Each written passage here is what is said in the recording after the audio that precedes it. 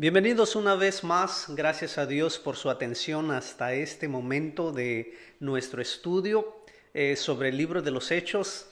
En realidad y en verdad espero que esté siendo de mucha ayuda para sus vidas y que el Espíritu Santo, quien trabajó de manera poderosa hace 2000 años, pueda también trabajar en nuestras vidas en pleno siglo XXI y aún en medio del contexto de la pandemia.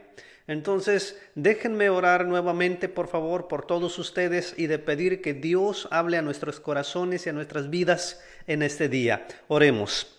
Amado Padre Celestial, te adoramos, te damos toda la gloria y toda la honra. Gracias, Señor, por darnos su palabra. Gracias por tener la oportunidad de abrirla y de estudiarla. Danos responsabilidad, danos, por favor, seriedad, danos humildad, danos sumisión, que podamos recibirla y que podamos vivirla con la ayuda de tu Espíritu. En Cristo Jesús. Amén. En este día vamos a estar viendo ahora que el mundo, por su forma de vivir y por su forma de pensar, ve al cristianismo un tanto raro. ¿A qué me refiero? A que por el choque de mentalidades y de forma de pensar, de forma de vivir, muchas veces para el mundo, para la sociedad normal, esto será como una rareza. El hecho de que ellos vean que los cristianos piensan y viven de manera diferente. Llegará momentos cuando pensarán de los cristianos que están locos o que han perdido la cordura. Pero necesitamos ir a la Biblia y necesitamos ver que esto no debe sorprendernos, que esto ya había pasado anteriormente con Jesús nuestro Señor, pero también con sus apóstoles y en específico con su apóstol y su siervo Pablo, con destino a Roma. Poco a poco Pablo se va acercando a Roma y estamos llegando a la parte final de este gran libro de los Hechos. Y a medida que él se va acercando a Roma, nuevas verdades que Lucas registró para nosotros estamos encontrando. Así como la semana pasada vimos de qué manera él se enfrentó a Félix, a Festo, a los judíos. Ahora, en esta ocasión, veremos de qué manera él comparece ante el rey Herodes Agripa y de qué manera Lucas, con algo nuevo y con algo fresco, tiene para nosotros de manera que nosotros podamos ser informados primeramente para después ser transformados con el poder y la ayuda del Espíritu Santo. Entonces empecemos. La sección que hoy nos toca estudiar empieza del capítulo 25, empezando en el verso 13 y terminará hasta el capítulo 26, verso 32. Nuevamente es una sección larga. Sin embargo, necesitábamos ver dónde el autor Lucas inicia, podemos decir de esta manera, su unidad de pensamiento y a dónde la termina. Bueno, toda esta sección, como dije, se tratará de cómo Pablo comparece ahora ante Agripa y de qué manera Pablo tiene la gran oportunidad nuevamente de proclamar el evangelio ahora ante una autoridad igual de mayor en ese tiempo como el rey Agripa. Entonces empecemos, por favor. Nuevamente, esta sección larga consta de 3 partes principales. Número 1, vamos a titularle del verso 13 hasta el verso 17, vamos a titularle de la confusión al interés por oír la palabra. Sección número 2. Vamos a ver el capítulo 26, 1 al 18, de qué manera hay una transición, hay un cambio de perseguidor a ser liberador de los pecadores. Y número 3, vamos a estar viendo del verso capítulo 26 nuevamente, de qué manera hay una transición también de la locura a la cordura. Entonces, en primer lugar, vamos a ver, por favor, la primera sección que consta de la confusión al interés por oír la palabra. Vamos a ver de qué manera la narrativa nos da esta lección para que nosotros podamos, como dije, recibirlo y de esta manera podamos encontrar el mensaje, la voz de Dios que nosotros necesitamos y que buscamos aplicarlo a nuestras vidas. Muy bien, vean el verso 13 del capítulo 25. Nos dice que pasaron los días, pasaron 2 años. Festo ya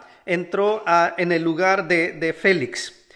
Y el rey Agripa y su esposa Berenice vinieron a Cesarea para saludar al gobernador en ese tiempo, que era Festo.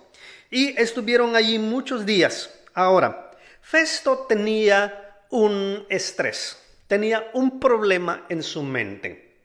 Y es que Félix, el que anteriormente estaba, le dejó un caso, el caso del apóstol Pablo. Y Festo había visto que Pablo no tenía ninguna culpa por la cual la ley romana podía castigarlo. Y aprovechando que el rey Agripa, con mucho conocimiento de los judíos y por vivir en esta cultura y en este entorno de los judíos, estaba dependiendo de él.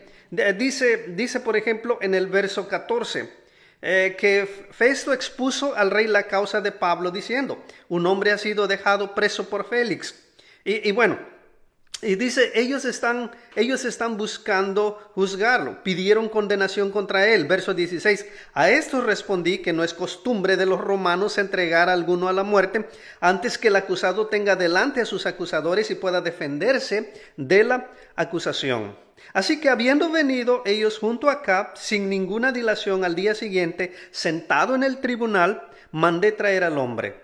Y estando presentes los acusadores, ningún cargo presentaron de lo que yo sospechaba. Entonces, número 1, el problema de Festo es que no encontraba una razón para condenar a Pablo. Número 2, vean lo que dice el verso 19, sino que tenían contra él ciertas cuestiones acerca de su religión. Confusión número 2 en la mente de Festo. No sabía diferenciar entre la secta del judaísmo y el cristianismo.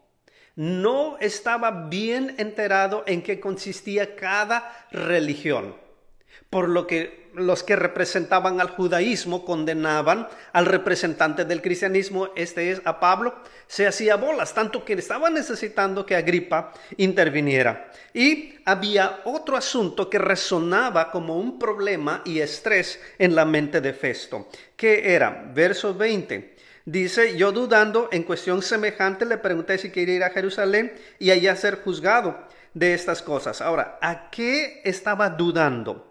Bueno, vean la segunda parte del verso 19. Y de un cierto Jesús ya muerto, el que Pablo afirmaba estar vivo. Entonces, hermanos, es necesario que nosotros entendamos un poco lo que está pasando en aquel tiempo para recibir una lección a nuestras vidas. El asunto es que Festo, quien está recibiendo al rey Agripa, le está externando estas 3 cosas, estos 3 problemas en su mente. Número 1, oye, no sé cómo hacerle, yo encuentro a Pablo inocente. Número 2, yo no entiendo y estoy confundido acerca de este asunto de la religión que ellos están peleando. Y número 3, miren cómo se va incrementando esto. Él dice, yo no entiendo, tengo muchas dudas de que este hombre Pablo predica y enseña acerca de un Jesús que yo sé que murió, pero él dice y afirma que está vivo. Entonces, verso 21, mas como Pablo apeló para que se le reservase para el conocimiento de Augusto, o sea, del César en Roma, mandé que le custodiasen hasta que le enviara yo a César. Verso 22, entonces Agripa dijo a Festo, yo también quisiera oír a ese hombre. Y él le dijo, miren la prontitud y la urgencia de Festo. Dice, mañana le oirás. Entonces, miren bien, por favor, si tienen sus Biblias abiertas, el verso 22. Dice Agripa, él acaba de llegar, a él le están notificando estas cosas que está pasando. Y Agripa responde, yo también quisiera oír a ese hombre. Hay una confusión que se está dando. Número 1, ¿Cómo pueden ver que Pablo es culpable cuando yo lo veo inocente? Número 2, ¿cómo es esto de la religión de ellos si se parece tanto? Usan la misma Biblia, hablan del mismo Dios. Y no entiendo cómo es que ellos se pelean y discuten tanto que quieren verlo muerto. Y número 3, yo no entiendo qué es este asunto tan absurdo y grande como el hecho de la resurrección, de que los muertos pueden vivir después de muerto, de que alguien que fue su modelo, que fue su maestro, que fue su líder, haya muerto en una cruz por nosotros los romanos y que este hombre afirma que está vivo. Hermanos, este es el Evangelio. El Evangelio muchas veces implica que las personas tengan un hambre por conocer y por tratar de desenredar cierto enredo en sus cabezas. Habrá gente en este mundo que no pueda entender del todo la verdad del Evangelio y que Dios usará a sus siervos para llevar su palabra y darle claridad a lo que estas personas están haciendo. Entonces miren esta transición. Hay una confusión que está en Festo, se lo contagia al rey Agripa que está allí visitando en Cesarea a Festo. Y él dice, ¿saben qué? Me has contagiado tanto que yo quiero oír a este hombre. Y Festo dice, de volada, mañana mismo lo vas a oír. Verso 23 en adelante, rápidamente dice, al otro día viniendo Agripa y Berenice con mucha pompa y entrando en la audiencia con los tribunos y principales hombres de la ciudad, por mandato de Festo, fue traído Pablo. Quiero que se imaginen esta escena, por favor. Agripa mandó a traer al palacio a todos los grandes de la alta sociedad en ese tiempo. Miren lo que dice el verso 23. Se formó una audiencia con los tribunos y principales hombres de la ciudad. El rey Agripa, su esposa Berenice, los principales tribunos, la alta sociedad de ese tiempo. Acuérdense que Cesarea era como una Roma pequeña en esta parte. Algo grande acaba de formarse, todo por querer ver y oír a un hombre encadenado, mas no esclavizado. Piensen en esto, por favor. Aquí nosotros podemos ver a gente que piensa que tiene toda la autoridad, que tiene todo el poder. Y más si está frente a un hombre completamente en cadenas siendo acusado. Miren por favor de qué manera Dios en su soberanía y en su providencia está permitiendo todo esto, porque Él mismo está permitiendo que se forme una audiencia de tal manera que su siervo, con la apariencia de un encadenado, la apariencia de un acusado, proclamará las excelencias del Señor Jesús, teniendo como centro la resurrección de los muertos y siendo Él el primogénito de esta gran resurrección que pasó por el poder del Espíritu. Y miren de qué manera, amados hermanos, nosotros podemos ver que el acusado de repente se va a convertir en el acusador, y que de los encadenados de repente son todas estas personas, Agripa, Berenice, Festo, los tribunos y los principales hombres y mujeres de esa ciudad. Miren qué oportunidad más grande tenemos aquí del apóstol Pablo para proclamar el Evangelio. Miren por favor, se ha creado esta audiencia, y ahora le toca al apóstol Pablo decir con su boca, anunciar con su boca y tratar de ayudar a la mente de Festo y a la mente de Agripa, buscar aclarar estas dudas, lo que ellos ignoran en cuanto al Evangelio, en cuanto al cristianismo y en específico en cuanto a la resurrección de los muertos. Amados hermanos, Nosotros nunca tendremos idea de qué manera, cuando somos perseguidos, cuando somos acusados, de qué manera Dios convertirá eso en una oportunidad y en una audiencia para que nosotros podamos proclamar su palabra. Amados hermanos, las cadenas de este mundo no pueden hacernos esclavos a los cristianos. Somos libres, contamos con el poder del Evangelio. Nuestras mentes y corazones han recibido una gloriosa esperanza de la resurrección, tanto que no nos dolerá las acusaciones ni las burlas que injustamente pueden venir contra nosotros. Dios está obrando. De la ignorancia en la mente de Festo ha crecido, se ha tornado en un interés por oír la palabra. Es Dios interviniendo, preparando el terreno para que la verdad de su evangelio pueda ser proclamado. Número 2, de perseguidor a liberador. Miren de qué manera el capítulo 26, verso 1 dice: entonces Agripa dijo a Pablo, se te permite hablar por ti mismo. Pablo entonces, extendiendo la mano, comenzó así su defensa. Ahora, hermanos, él comienza su defensa con mucha humildad, respetando a la autoridad, poniéndose en la mano de él, confesando que Agripa no son meramente lisonjas, sino confiesa que Agripa tiene conocimiento acerca de ello. Y miren, hermanos, Lucas registra una vez más en este discurso de Pablo algo muy parecido a como vimos allá en el capítulo 17, cuando él dio un discurso a los atenienses en aquel lugar y en aquel tiempo. Ahora lo va a hacer así. ¿A qué me refiero? Bueno, pues hay cosas muy parecidas que nosotros encontramos ahí. Por ejemplo, hay una introducción, hay una narración, hay una confirmación, hay una refutación de las acusaciones que él está recibiendo y hay una conclusión. Pablo era excelente en la oratoria.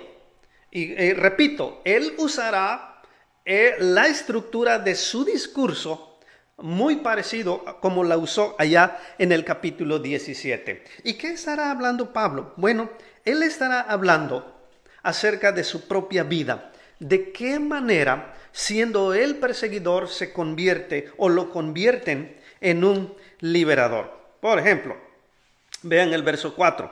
Mi vida pues desde mi juventud, la cual desde el principio pasé en mi nación, en Jerusalén, la conocen todos los judíos.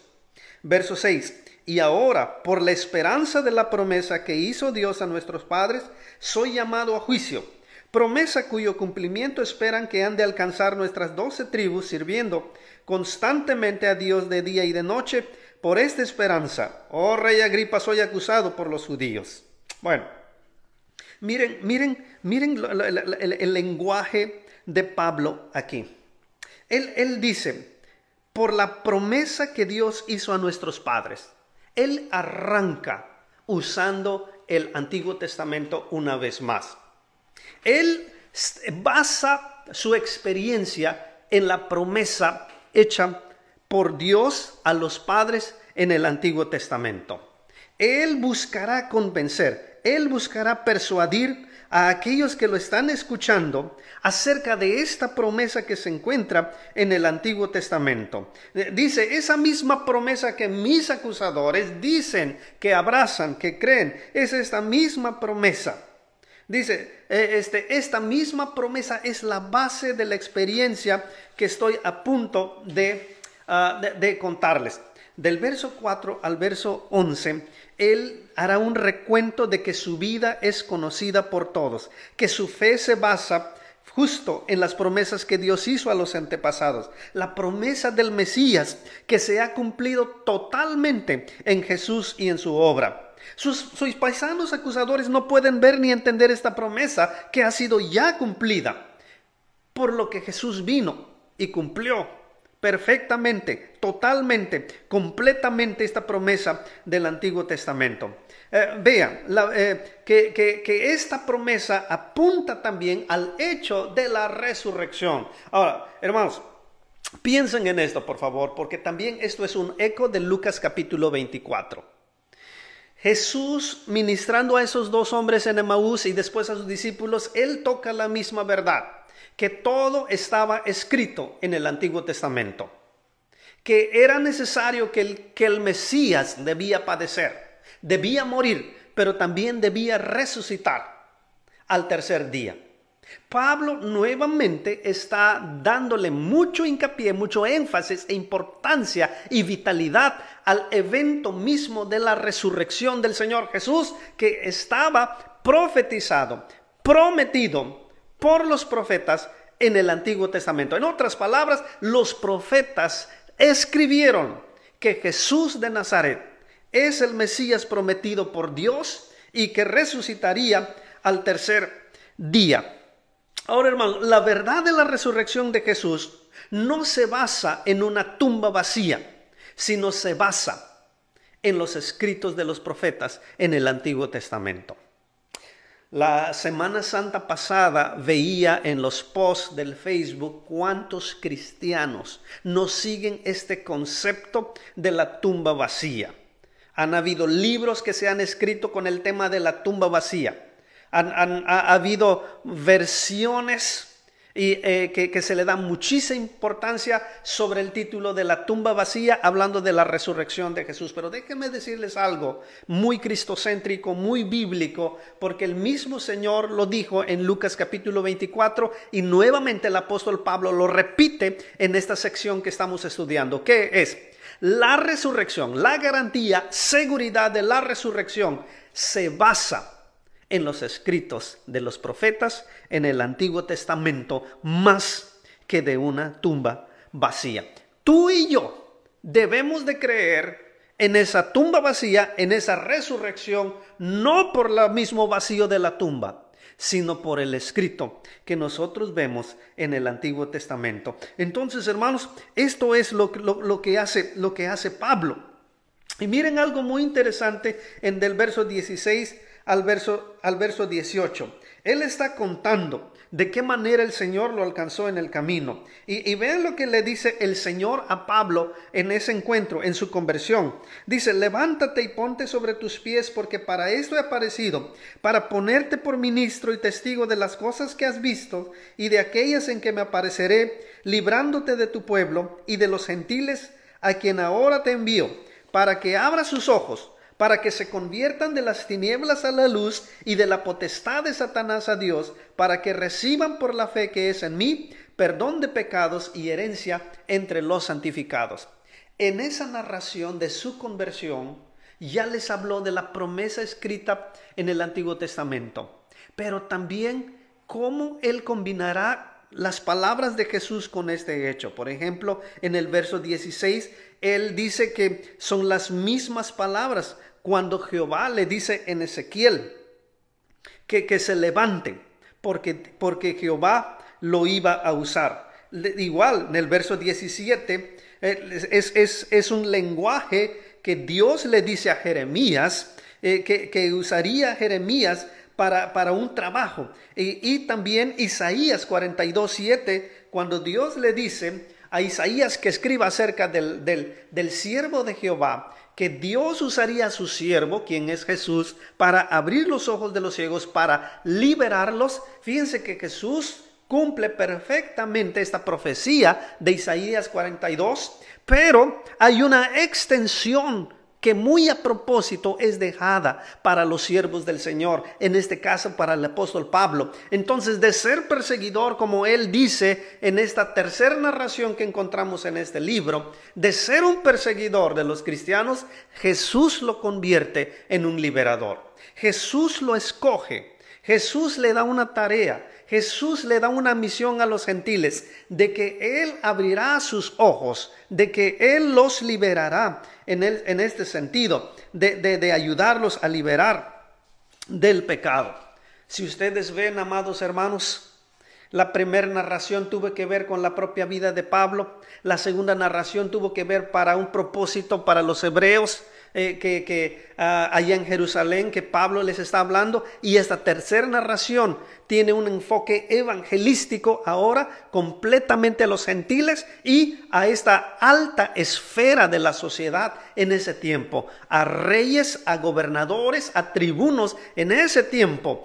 Ellos ahora están pisando un suelo de esclavitud del pecado. Ellos están pisando un mundo de tinieblas. Los verdaderos esclavos, los verdaderos encadenados, los verdaderos prisioneros que Pablo tiene frente a él, son estas personas en ese gran salón, en este palacio de Cesarea. Y de qué manera Pablo está usando eso para traer el evangelio y decir, miren, Jesús me encontró.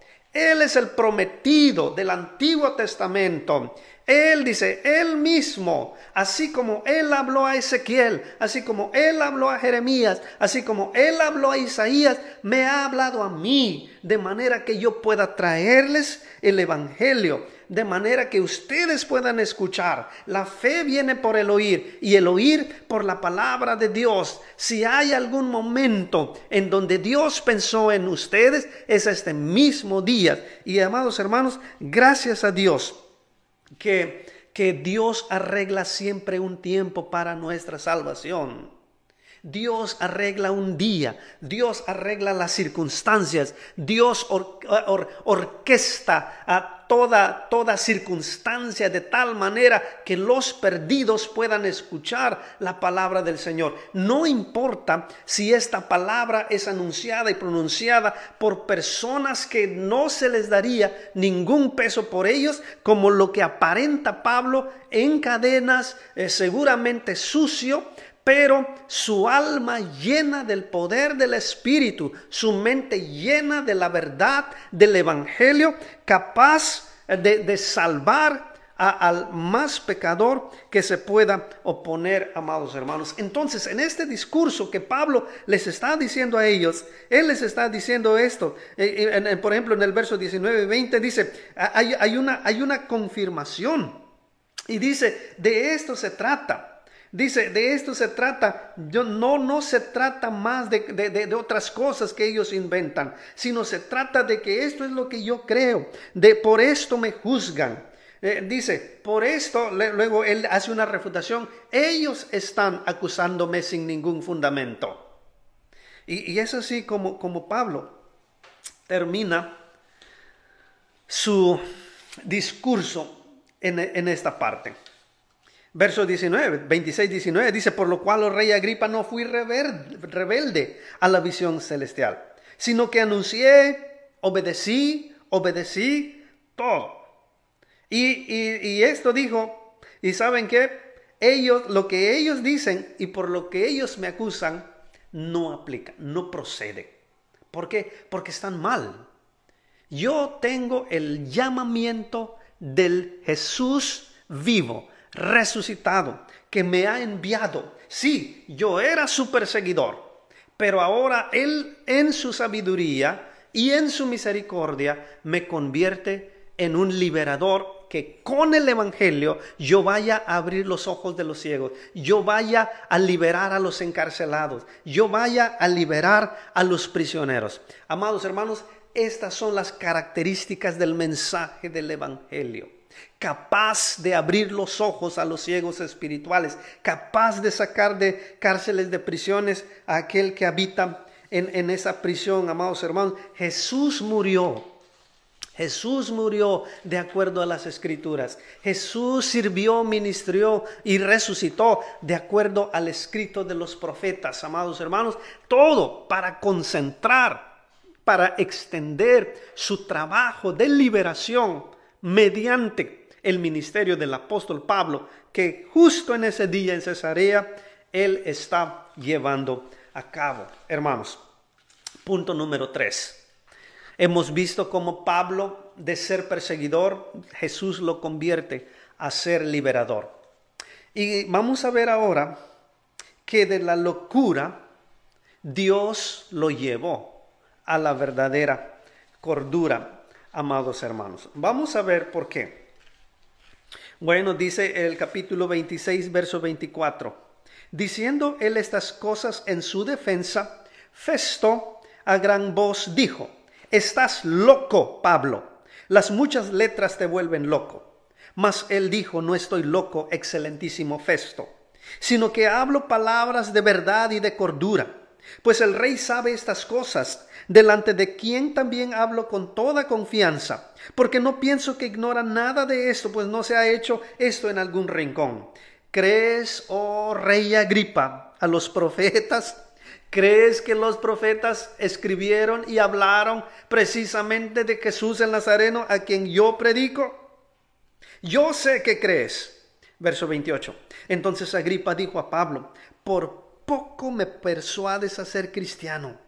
Y Pablo dijo: quisiera Dios que por poco o por mucho, no solamente tú, sino también todos los que hoy me oyen en esta sala, fueseis hechos tales cual yo soy, excepto estas cadenas. Cuando había dicho estas cosas, se levantó el rey y el gobernador y Berenice y los que se habían sentado con ellos, y cuando se retiraron aparte, hablaban entre sí diciendo: ninguna cosa digna de muerte ni de prisión ha hecho este hombre.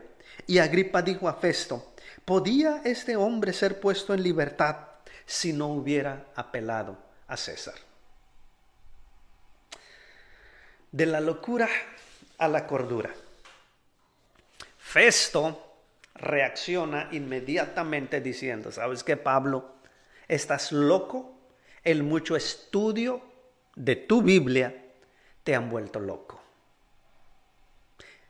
Como dije al principio, el mundo pensará del cristianismo que sus seguidores son gente absurda, sin sentido, no sanos de mente, locos. Pero miren por favor lo que Pablo dice en su defensa: no estoy loco, sino que hablo palabras de verdad y de cordura. Miren, hermanos, hay un contraste aquí. ¿Por qué? Porque cuando se le presentó este evangelio hermoso a toda esa audiencia, empezando por el rey Agripa, ¿cuál fue la reacción y la decisión del rey Agripa? Por poco me persuades a ser cristianos. Estuviste cerca de convencerme, Pablo. Sin embargo, me quedo con mi vida. Y es que, hermanos, nuevamente, así como hablábamos de Félix la semana pasada, nuevamente podíamos decir también de Agripa. Por ejemplo, muchos dicen, o los historiadores dicen, se debaten entre ellos, pero hay una mayoría que dice y escribe que su esposa era su propia hermana de sangre. En otras palabras, estaban cometiendo el pecado de incesto. Entonces su vida no era la más limpia ni la más moral que digamos. Su vida estaba llena de pecado. Sin embargo, en ese momento Dios había orquestado, arreglado, diseñado ese glorioso momento. Pudiera ser que es su única oportunidad de este hombre, de su esposa o de su hermana y de todos los que estaban ahí en ese salón, de poder escuchar el mensaje del cielo. Y era momento de que ellos recibieran este evangelio y pudieran terminar de rodillas entregando su vida al Señor Jesucristo. Estuvieron muy cerca de hacerlo, por lo menos Agripa, pero él dijo: por poco me persuades a ser cristianos. Entonces, hermanos, esto es lo absurdo según la Biblia. Esto es lo que no se puede entender. ¿Cómo se puede rechazar tal salvación? ¿Cómo no se puede proceder al arrepentimiento? ¿Cuántas personas en nuestros días en plena pandemia pueden decir, después de escuchar el evangelio y después de ver de todo lo que está pasando en el mundo, puedan decir: por poco me convence a entregar mi vida, sin embargo, me quedo con lo que tengo? Seguiré siendo y seguiré teniendo lo que soy y lo que tengo, y no necesito el evangelio. Amados hermanos, hablando de que los cristianos son los verdaderos cuerdos, Vamos a ver una comparación que el mismo Lucas en su primer volumen escribió allá en el capítulo 8, Lucas 8:35, donde está la historia del endemoniado. Y vean lo que dice el verso 35. Y salieron a ver lo que había pasado, fueron a Jesús y hallaron al hombre de quien había salido los demonios, sentado a los pies de Jesús, vestido y en su juicio cabal.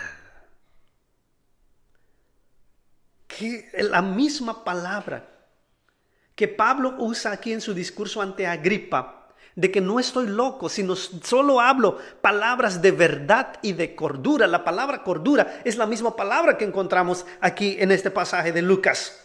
Y está comparándolo con una persona endemoniada, poseída, controlada por el demonio, que cuando Jesús viene y lo libera del demonio, la primera reacción de cordura es sentarse a los pies de Jesús, amados hermanos, vestido, y dice aquí el texto, y en su juicio cabal. Los cristianos, amados hermanos, puede que ante el mundo se vean como absurdos, sin sentidos o locos, pero ante Dios son endemoniados, bien vestidos, sentados en sumisión, en sujeción, enamorados de Jesús en su juicio cabal.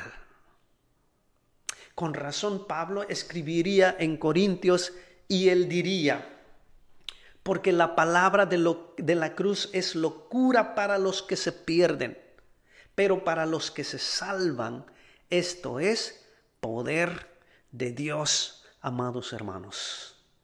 Nuestro amado hermano Mark Webb diría esto cuando los cristianos reaccionan en forma absurda para el mundo, en forma sin sentido para el mundo. Él en un comentario, él dice: el mundo va a pensar una de dos cosas de ti: o estás loco, o verdaderamente eres cristiano. Y esto es lo que Pablo está enseñando aquí. Él es completamente de Cristo. Él está completamente seguro y convencido que lo que él ha hablado son palabras de verdad y de cordura, por haber sido liberado de la verdadera locura de posponer, de negar, de rechazar el evangelio, así haya estado a un punto de persuadirse y convencerse de entregar su vida, amados hermanos. Si tú conoces a alguien que necesita de estas palabras, simplemente compártelo. Contribuye a la extensión del reino de Jesús, amados hermanos. ¿Por qué? Porque la palabra de la cruz para el mundo puede ser una locura, pero para Dios y para nosotros los que creemos es poder de Dios. Contamos con la verdad, contamos con la verdadera cordura. Pero no solamente eso, miren cómo termina el texto. Cuando Festo y Agripa acordan juntos y dicen: este hombre es inocente.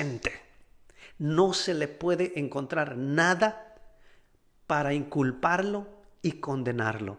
Amados hermanos, el estar cuerdos significa también tener una vida irreprensible delante de Dios y delante de los hombres. El evangelio puede darnos una vida irreprensible donde la gente no encontrará algo por la cual inculparnos y condenarnos. Si hay algo en tu vida que tú pienses que la gente pueda encontrar, entrégalo a Jesús ahorita mismo. Pide perdón. Dice el apóstol Juan: si confesamos nuestros pecados, Él es fiel y justo para perdonar nuestros pecados y limpiarnos de toda maldad. Hermanos, nosotros estamos camino a los nuevos cielos y nueva tierra. Digamos que esa es nuestra Roma. Debemos de seguir adelante. No importa la pandemia, hermanos. No importa el cierre de la iglesia. Nosotros estamos persuadidos y estamos salvados y redimidos por la sangre, por la muerte de Jesús. Y nosotros en cierta manera podemos seguir los pasos de Jesús mismo, de su apóstol Pablo, y de llevar este evangelio a aquellos que tienen una confusión en su mente, de llevar el evangelio a aquellos que persiguen a los cristianos y de qué manera con el evangelio ellos pueden convertirse también en liberadores, para que abran los ojos de los ciegos y liberen a los prisioneros espirituales. Y número 3, este mismo evangelio nos hace más cabales, nos hace más sabios, nos hace más inteligentes, de tal manera que podemos seguir hasta el final, amados hermanos. La aplicación para nuestras vidas en esta semana es: aprovechemos cada oportunidad. Llevemos el evangelio a todo tipo de personas. Se cumple, amados hermanos, lo que Jesús dijo, que sus siervos, sus apóstoles llevarían la palabra ante reyes y que no se preocuparan por lo que habían de decir, pues el Espíritu mismo les daría palabras que ellos puedan hablar. O miren lo que dice Pedro: tengan una conducta ejemplar entre los gentiles, para que en lo que ellos los calumnian como malhechores, al ver las buenas obras de ustedes, glorifiquen a Dios en el día de la visitación. Una aplicación que nosotros podemos hacer es esto, amados hermanos: que aunque somos calumniados como malhechores por nuestras buenas acciones, por nuestro anuncio del evangelio, ellos puedan después glorificar a Dios con una conversión, con una entrega de sus vidas ante este gran Salvador. Hermanos, el énfasis en todo el libro de los Hechos hasta el final sigue siendo que nuestro Salvador está vivo. Debemos aclarar esta confusión y esta ignorancia en la mente de nuestros paisanos. Que Dios les bendiga y que Dios les ayude a digerir y a meditar en este extracto, en esta lección de este pasaje. Dios les bendiga, amados hermanos.